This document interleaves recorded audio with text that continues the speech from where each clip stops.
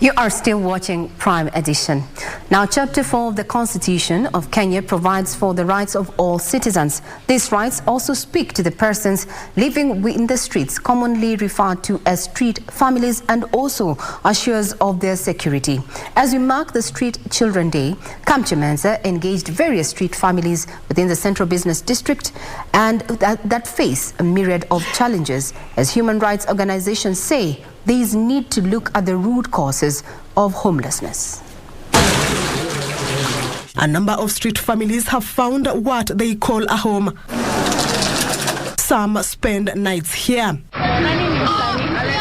During daytime, they collect cartons and sell them to various outlets. Carton shilingi 5 kilo moja.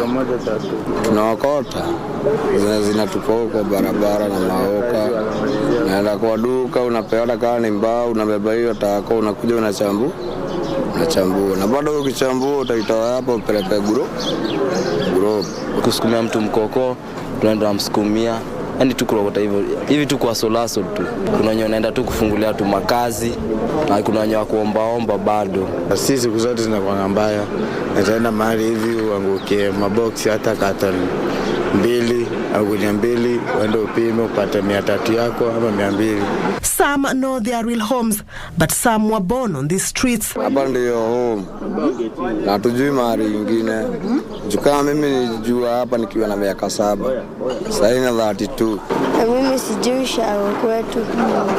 Wote pale sijui. Sana shindwa. Mimi najua mahali budangu alinizanga lakini so hawayuko.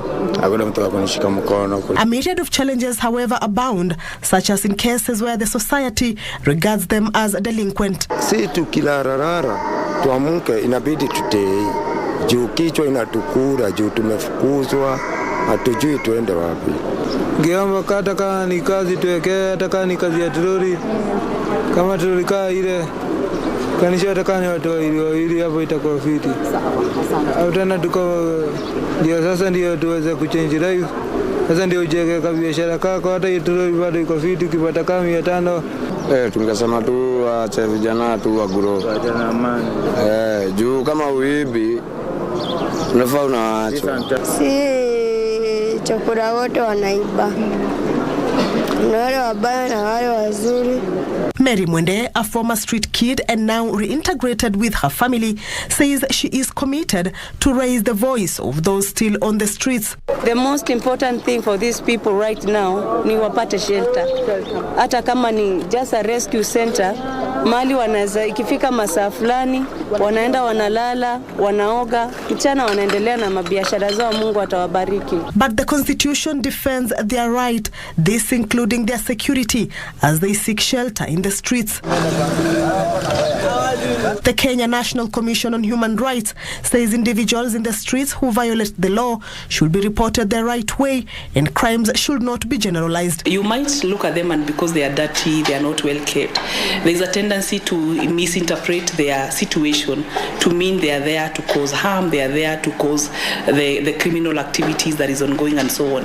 However, I think there are different studies that have shown the reality on the ground. Sometimes crime activities does not necessarily mean the persons behind those crimes are street families or people who are homeless. Various policies have been adopted in the country to reintegrate those in the streets with their families.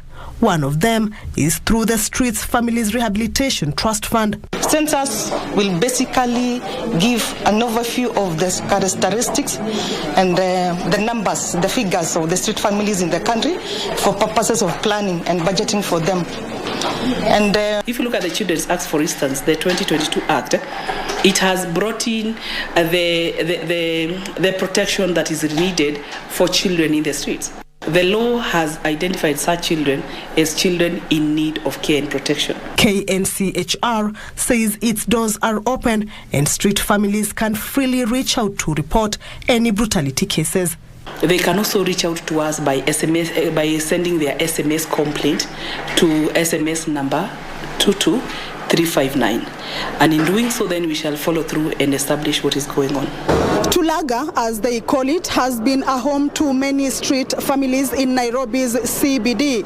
And while many still struggle to get a footing in life, their call to the society is for a conducive environment for them to operate in within the society.